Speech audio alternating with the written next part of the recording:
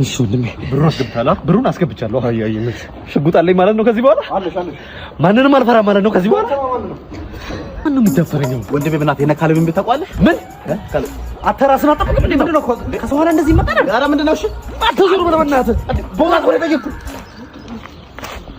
ይሄ በጣም እንዴ ማሙሽ ና ጀላቴ አትጥመጥ እንጥድ ይወርዳል አላልኩም? ዛሬ ብቻ እኮ ቢመጣጥኩት አሁን ይሄን ቀላ ግንባር ላይ ለማክረብ እንዴ ናምጣ ለጤና ጥሩ አይደለም። እሺ የምን ጫጫታ ነው?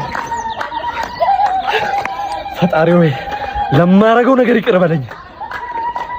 ምንድነው ለንታው ሆታና ጭፈራው ምንድነው እያልኩሽ አይደል እንዴ? ኧረ ምንም እኛ ዝም ብለን እየጨፈርን ነው። መልስ እየመለስሽልኝ ማለት ነው። ኧረ ቀልድ